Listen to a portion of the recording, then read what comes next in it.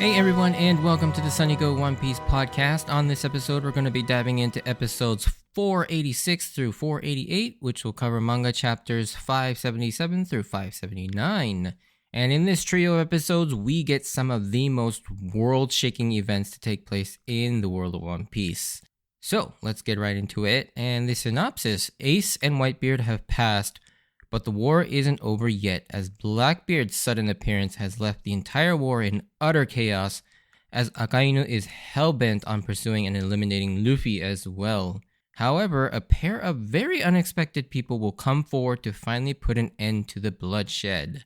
Alright, so differences. There are quite a few differences, as it seems like they're trying to stretch these episodes out because of how action-packed the last dozen or so episodes have been. They haven't really been able to put any fillers in. So in order to create more distance as much as possible, there are quite a lot of them here. So much of 486 was drawn way out, and I won't name every small instance of a change, but in almost every moment there are extended moments or completely added scenes. Just to give you a couple examples, they turn about 10 pages worth of material into an entire episode, and even at its worst, it's about a chapter an episode, which is about 18 pages worth is one chapter. So they managed to extend almost 60% of an entire chapter into an entire episode, where normally, at the beginning of the series, you could have like even a chapter and a half be one episode, but now they're like taking almost half of a chapter and trying to make it into an episode. So they have to add a lot of material without doing any fillers, really. So some of the most significant additions are like seeing Kobe and Helmeppo as well as Hancock show up and get their reactions to a few scenes. Then Inazuma comes out of Ivankov's hair once again to assist in holding off Akainu, which does not happen. In the anime, we see Akainu survive and make his way through the ground, but we don't actually see that moment in the manga. So in the manga, he kind of just erupts from the ground out of a volcano that he creates, which is infinitely cooler of a return, and it's more played off as a surprise than in the anime, where you clearly see the journey that Akainu takes to get back up, and even then he kind of just like shows up and starts fighting Inazuma and Ivankov. There's also a couple scenes that are added showing the Marines fall into despair after seeing Blackbeard with his new powers. That's not in the manga. And then, as well as Ivankov and Akainu's fight has a few extra scenes added to elongate that fight as well. In the manga, we see Ivankov more or less get one shot by Akainu, which is, I don't know. I think I like the more extended fight, but also I like seeing the fact that we see Akainu just completely outmatch Ivankov, just showing how strong he is. Also, we get a few added scenes of Kobe hearing the thoughts of other Marines. Now, this does happen in the manga, but in the anime, it seems to happen like on 3 separate occasions, and they're far longer. In the manga, we only get that one scene just before he runs off to confront Akainu, where he's holding his head and he's saying he just feels all this sadness. That's the only moment we see in the manga, whereas the other 2 times prior to that is anime filler. Another added scene that we get is Blackbeard and his crew fighting Sengoku, along with a moment where Garp knocks down Burgess to cover Sengoku. So in the manga, this fight does occur, but all we get to see of it is Sengoku shockwaving the entire Blackbeard crew, and Blackbeard just kind of like monologuing to Sengoku, but we never actually see Burgess try and attack Sengoku, nor do we see Garp defend Sengoku at all. So this was all added for the anime. And then finally, there's an added scene of Kobe struggling at the sight of seeing a fallen Marine's locket with a picture of his family in it. And yeah, I think I like this scene because they actually use it for Kobe's sort of motivation for his speech, and you see him recollect this moment later when he's giving his, momentous speech. And I think I like this tiny addition. It doesn't really add that much time to the episode, but it does go a long way to sort of creating a great moment. So yeah, those are most of the bigger changes. There are a lot more tinier ones, and some of them I will actually mention in my thoughts portion of the episode. But yeah, let's get into those. So the episode starts off with the world reacting to the news of the death of Whitebeard and Ace, and taking note of all the contrasts and all the different reactions is interesting. We see confusion and shock, but we also see celebration and grief. Like, looking at those two reactions of people who don't understand much beyond the fact that pirates are bad and Marines are good, don't understand the full story and just how much of an influence on the balance of power of the world this has. Ayonko is one of the major superpowers in the world, controlling a lot, and we've already gotten a hint that Whitebeard's reach is far beyond his immediate crew and allied fleet. From Jinbei, in Impel Down, we learned that Whitebeard declared that Fishman Island would be under his protection, thereby bringing some level of peace, and no doubt he's done this for a lot of other places, and now that he's gone, that protection is no longer going to be there for those people. So for those living in those islands that Whitebeard has personally claimed to be under his protection, will now have to face the reality that they could potentially be in danger again, and seeing those people celebrate, oblivious to the true ramifications of this loss, is certainly a very interesting one when you sit and think about how you process information from different perspectives. It shows the power of sort of the media and propaganda that they have, not only in the world of One Piece, but also just in our world as well. But I don't really want to get into the philosophical and ethical nature of the media and propaganda. So we're going to talk about the insanity that Blackbeard is about to introduce to the story. Now, Blackbeard and his crew attempt to do something to Whitebeard's body by covering it with a black cloak, and while Blackbeard goes in with the body, after a few minutes pass, we are reintroduced to Blackbeard, seemingly with nothing changed about him or Whitebeard's body, nor the environment around them, until Blackbeard uses his yummy black hole ability. Then the unthinkable happens. Blackbeard, with his other hand, goes into Whitebeard's famous Gura Gura stance and finishes off the Marine headquarters with those powers. And what did we just witness here? Blackbeard is the first person known to have ever possessed 2 devil fruits. Of course, so many freaking questions are flying through your mind as you, the reader or viewer, are just frantically trying to understand what just happened, how it happened, and what this means for the future of the story. Like, first off, how? What did he do to make this possible? Like, we see him go under a black cloak for a little while, and then when he reemerges, he's got the powers with seemingly no changes to either Whitebeard's body or his. The how he got the power from Whitebeard, I think, is pretty easy to deduce. It's clearly got to do something with the yummy fruit powers. We've seen that it can draw in things with its black hole gravitational powers, and as we know in real life, black holes have been known to have such strong gravitational pulls that even light cannot escape it, hence the black part. We've also seen that it can suck away devil fruit powers and temporarily nullify them through the Kurozu or the black vortex technique. So with that being said, what's stopping them from an enhanced version of that, where given enough time and access to a fruit user, from permanently sucking away a devil fruit's ability, let's say the soul or the devil out of them, and then liberate them into themselves, like he does when he does his black hole and he does the liberate, where he just spits everything out that he's sucked in with the black hole ability. Of course, we need to take this part with a grain of salt, given the source is not as reliable, but according to Jabra during NES Lobby, the reason why one person cannot utilize 2 devil fruit powers is because the devil's soul are contained in each fruit, and when you eat them, you gain that devil's soul, and that's what gives you the power. And so if 2 are eaten, the 2 devils from the 2 fruits begin to fight, causing the user's ability to basically explode. Now, this seems like an urban legend, the way it's being told, but the fact that up till now, no one has ever seen a dual fruit user, so there has to be some truth to this, as you would think the world government or anyone would have experimented with this to gain more power. So perhaps the Yami Yami no Mi allows the user to draw out another user's devil fruit power and reinsert it back into themselves. And that seems pretty plausible, but the real question is, how is Blackbeard's body able to handle having 2 devil fruit powers? This is one of those great mysteries of One Piece that has had people theorizing and guessing forever, essentially. Ever since this moment happened, the whole internet went crazy trying to figure out. And to this day, people are still trying to figure out how this is possible. And there have been a crazy amount of theories thrown out there over the years, and many of which are really well made. I will have to admit, I've really enjoyed reading some of these theories for how Blackbeard has, come into possession of two devil powers. I mean, they scrutinize over the minutest of details, from his Jolly Roger, his inability or refusal to sleep, to even the number and location of his missing teeth, which is crazy.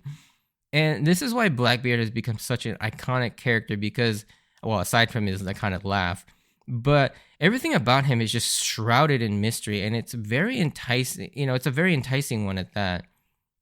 Like, I remember reading, there's one theory put forth by the community that I really find interesting, is that he's actually got 3 different personalities, and that somehow he's able to manifest those personalities, and each one has the capability to house a devil fruit.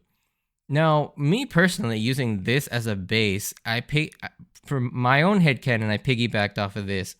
And here's my modified theory that I kind of came up with at the time, or shortly after I read this theory. So Blackbeard actually already had a devil fruit to begin with, even before the Yami Yami no Mi. He had eaten a mythical zone fruit called the Inu Inu no Mi model Cerberus, or the dog fruit model Cerberus, which allows him to become a Cerberus dog with 3 distinct heads and personas. This way, each quote-unquote head could be its own being, with one having the Inu Inu Cerberus powers, another with the Yami Yami powers, and now a third with the Gura Gura powers.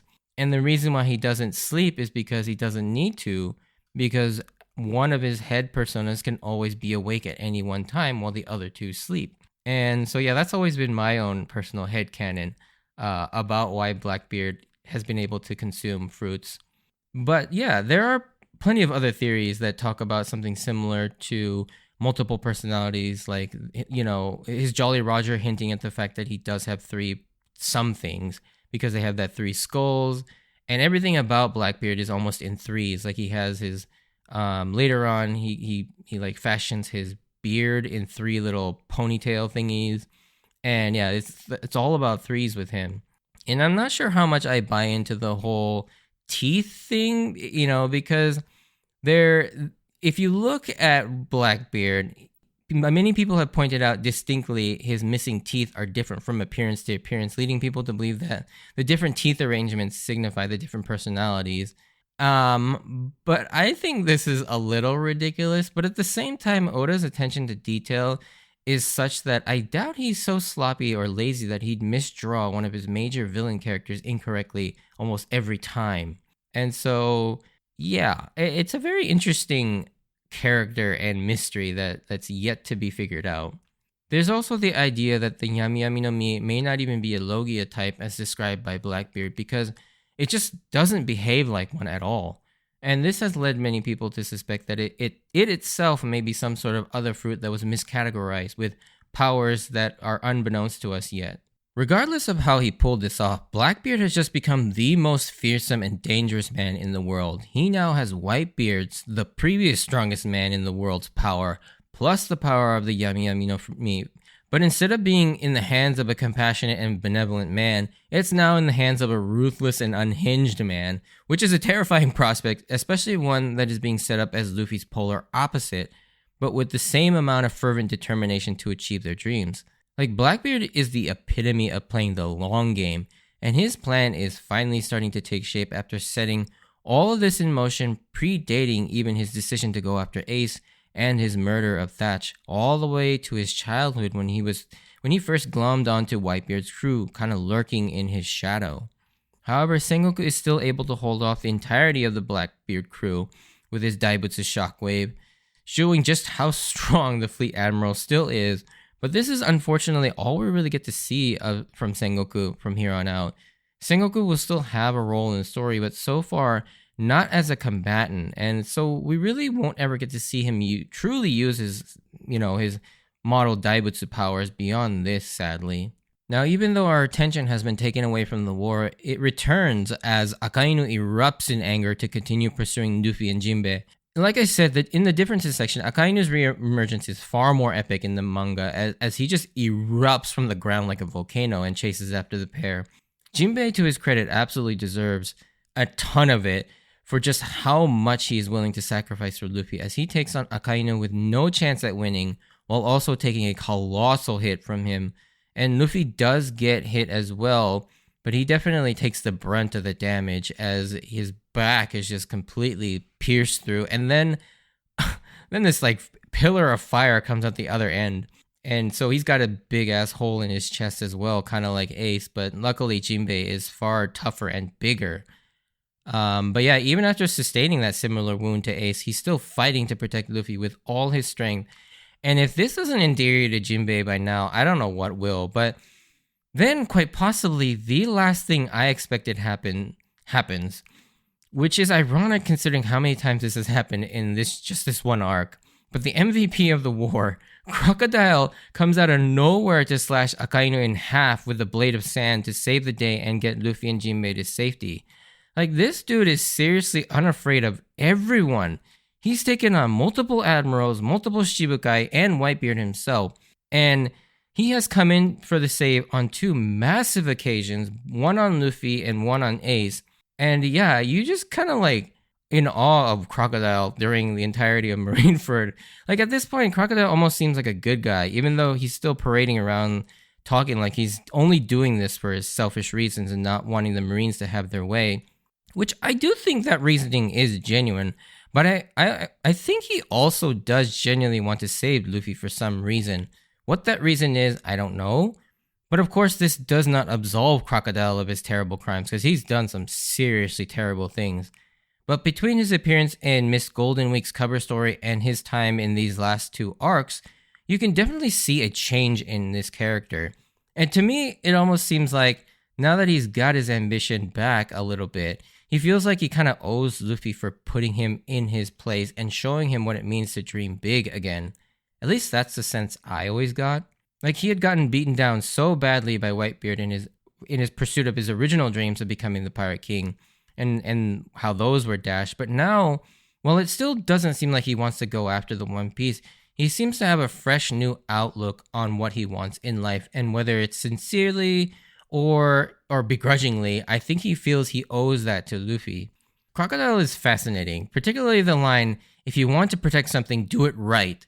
It seems like there was a bit more to that line, and to me this can be read a couple ways. The first is that he's perhaps referring to himself and his dreams, like he was unable to protect his dreams and he ended up regretting it up till recently.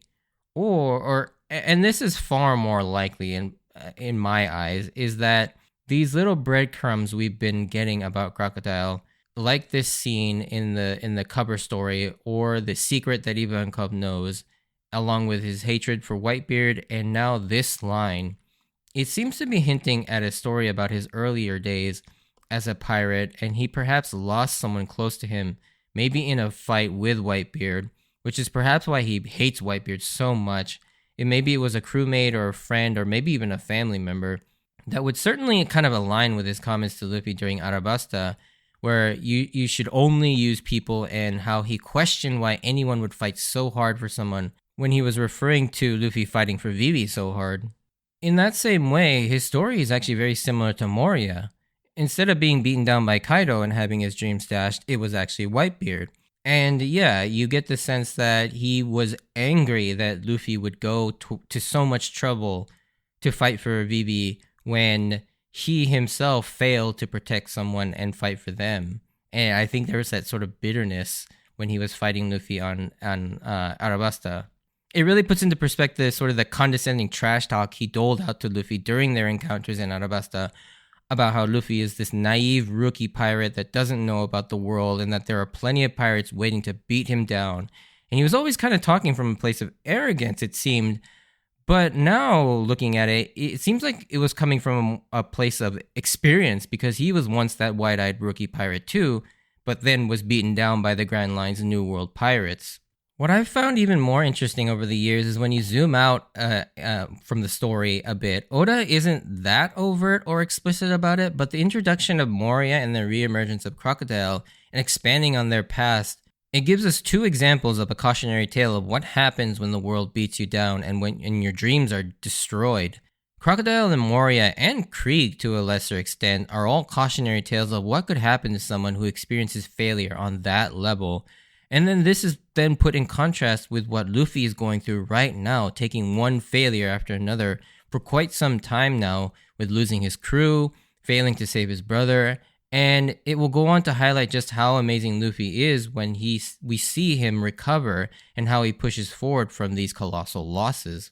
I don't quite know how the secret Ivankov, that thing fits into the Crocodile's whole backstory though, which could be a separate thing altogether, but I will forever be interested in where the character of Crocodile ends up by the end of the story.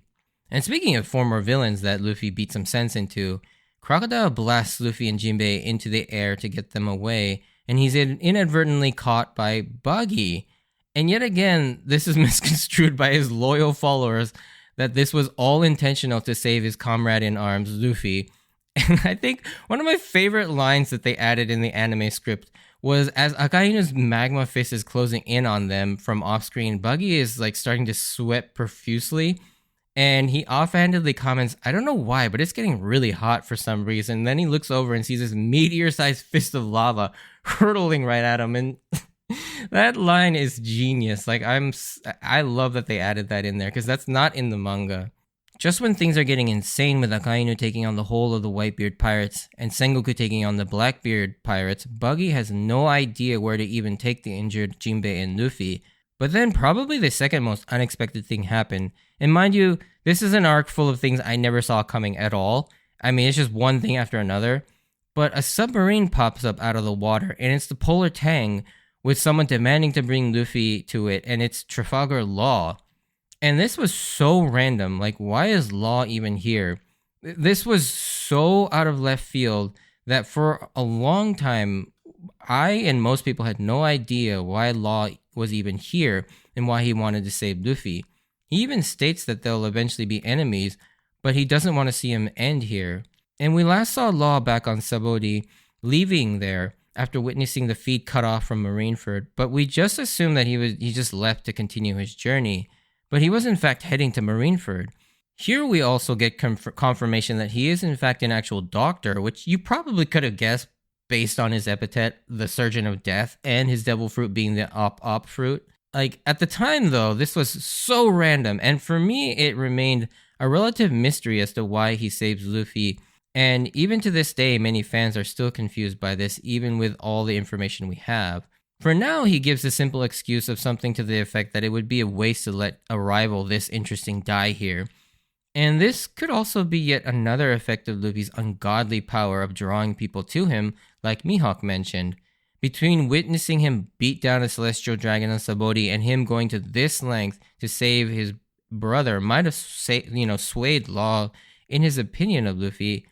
And I'll definitely go more into this in the spoiler section because we do learn more information about Law and sort of why he does what he does. Also, on a somewhat unrelated side note, this is where we finally get the voice of Beppo we all have become accustomed to hearing now. Like before, Law's polar bear first mate, while being voiced by the same actor during his appearance in Sabaody, the way he was portrayed was like this weird, deeper, slower way of speaking, like, I sent you. It's really weird. Instead of the higher pitched, over energetic speech pattern that we're all now accustomed to and that we love. If you haven't seen this part of the story in a while, go back and listen to what Beppo sounded like in his first couple appearances in Sabaody, and you'll be shocked at how Beppo used to talk compared to how he talks for the rest of the series. But getting back to the story itself, Blackbeard and Sengoku are still going at it, and this is where Blackbeard decides to show off his newfound toy in the Guragura no Mi. He proceeds to do the same air-ripping technique that Whitebeard used, but you now realize that Whitebeard was showing a lot of restraint when even against the Marines, as when this maniac that is Blackbeard uses the same move, he freaking rips the ocean apart and topples it every which way to the point where it causes a tsunami warning in the neighboring Sabaody archipelago. And this power is absolutely nuts when you see it fully unleashed. Like, how in the world do you fight this thing? This just causes even more chaos, and the fighting just continues to intensify, with Kobe taking the brunt of this malice, somehow able to feel the voices or thoughts of everyone around him, causing him deep sadness and anguish. Of course, this immediately reminded me of the other instance of this very same experience happening, and that was all the way back in Skypiea with Aisa and her mantra ability. She was able to hear all these voices of people disappearing because of Enel's survival game, where she also heard and felt immense amount of pain and sadness of the people dying in Enel's twisted game. But this time, it's been magnified to an unbearable degree, considering that there are far more deaths happening around Kobe, and he's far closer to it as well. It's here Oda really hammers home the idea of what justice actually means to the Marines and what good and evil actually is. You see the dichotomy between the Marines versus the pirates, and it's displayed plainly as day, as the pirates now only put their lives on the line to help their wounded, while the Marines, exemplified by Vice Admiral Doberman, he orders his men to forget the wounded and just continue pursuing the pirates and win at any cost. Oda does make sure to point out that not all the Marines are like this, as our favorite good Marines, Tashigi and Smoker, do show concern for the people, with the GOAT Marine, who is about to arguably do the most courageous thing anyone has ever done in the series. For the sake of everyone, he goes on to do something amazing. This moment will go down as one of my absolute favorite moments in the series. It's such a powerful scene, and I will never forget how incredible this was the first time I read it. Kobe standing up to Akainu, knowing full well that he will most likely die here, which is why we got that scene earlier of Kobe witnessing Akainu murdering one of his own men for deserting, just to kind of hammer home that point. But Kobe's speech here is nothing short of incredible. And like I said, this is the most courageous thing any character has done in the series, at least in my opinion. And there have been some amazingly courageous moments from characters like Bellemare saving Nami and Nojiko, Professor Clover and the scholars of Ohara standing up to the CP9, or I guess it was a CP8 at the time, and Hiruluk showing up to help the Ishii-20, just to name a few. And there are many, many, many other courageous moments from characters. But Kobe stood up to face certain death and his lifelong dream being destroyed, not for one specific person or something that they love, but he did it for the betterment of all those around him, even his enemies in the pirates to a certain extent. Like, this wasn't done just for love of someone or something. It was done solely out of pure compassion and empathy for humanity in general. Like, he stops everyone and the entire war dead in its tracks. But for me, the biggest reaction of this is that shortcut to Blackbeard even stunned by this act. Like, for someone that unhinged to be thrown off by this display of courage definitely amplifies just what this means in the universe of One Piece. And the performance by Mika Doi, who plays Kobe, is nothing short of breathtaking here. She gives it everything she's got, and you can hear the pain and absolute desperation in Kobe's voice. It's unlike anything we've heard yet. Of course, this moment mirrors Kobe's original moment of courage all the way back in episode 1 or chapter, 2 of the series, where he stands up to Alvida right down to the inner panicked monologue of him telling himself that he said what needed to be said and that he has no regrets accepting his fate, only to be rescued by Luffy because he was moved by his courage.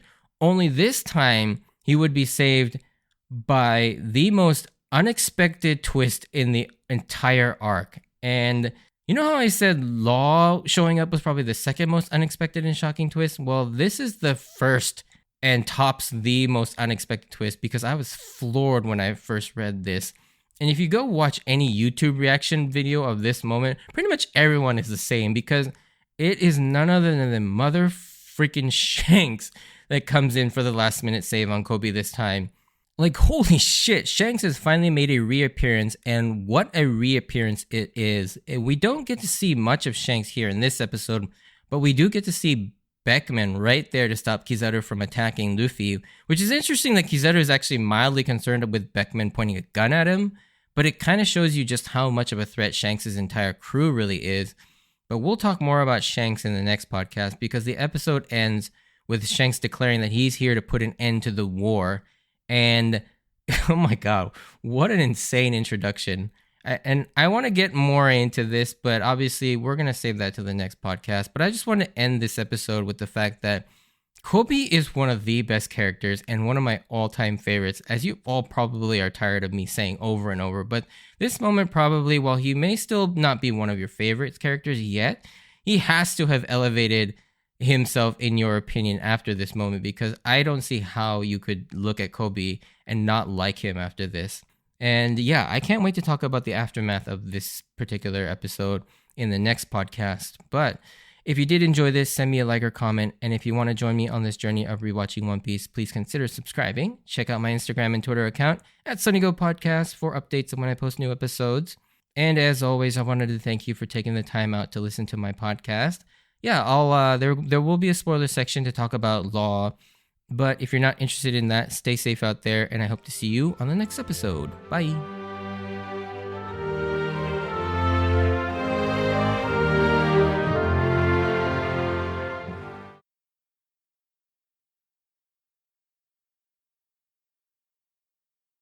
Alrighty, so spoiler section. The main thing I wanted to talk about here is Law and why he saved Luffy, because it is a little convoluted.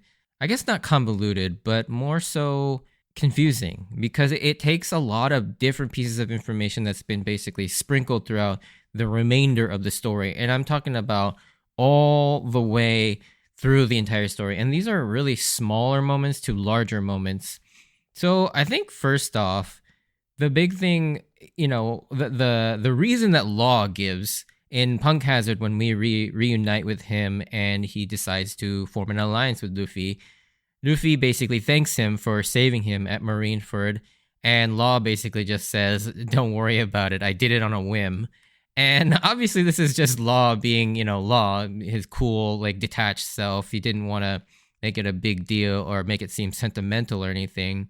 But I think for Law, the reason why he saved Luffy was because he saw potential in Luffy, because he knew that Luffy's name was D, that he was part of the D clan, and we would later learn in Dressrosa through his flashback that Law's full name is Trafalgar D. Water Law, and that he is a D clan member.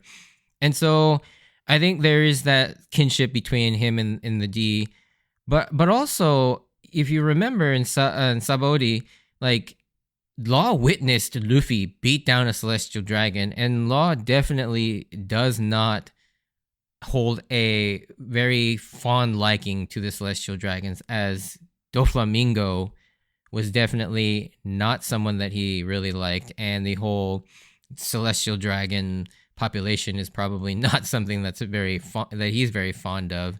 And so the fact that Luffy was willing to go toe-to-toe and stand up to a celestial dragon and just beat the shit out of him also probably made him very intrigued about him, because we would later find out that one of Law's biggest goal was to take down Doflamingo for basically revenge on killing Corazon or Rocinante. And so, yeah, he needed someone that was strong enough to align with, but also someone crazy enough to actually go after a celestial dragon, and a Shibukai at that. And so, yeah, I don't think at this point that he knew specifically that he had a plan formed where he wanted to form an alliance with Luffy specifically. I think he just saw someone that could prove to be useful in the future. He just didn't know how yet. And so I think that is why he decided to save Luffy in this moment. And yeah, I think that's kind of why Law essentially becomes an ally for the remainder of the series. When you think about it, he saw something in Luffy that could be potentially useful, but ended up becoming, I mean, let's face it, Law is almost a Straw Hat member. He's got his own crew, he's his own captain, but I mean, Law is so entrenched in the Straw Hats now that I consider him almost an honorary Straw Hat. And the thing is yeah, after Dressrosa and after Luffy saved him from Doflamingo, that, we saw him basically say that if Luffy were to lose and die against Doflamingo, that he should also stay behind and die as well.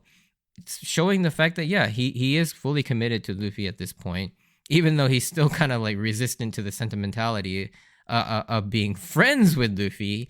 But yeah, I think really it's in this moment, while he didn't have the whole alliance thing planned out, he basically saved Luffy for the potential that this person who shows a lot of promise in terms of his insanity of facing the world government, the celestial dragons, the Shichibukai, and just the lengths that he would go to save his brother. Because if you go back and recall, one of Law's biggest failure as a kid was not being able to save his sister.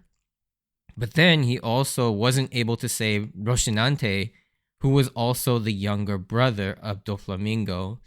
And I think both of those were obviously two of the most traumatizing experiences that Law ever had in his life. And then seeing Luffy go to this length to save his brother, I think really affected Law as well. And he took notice of that.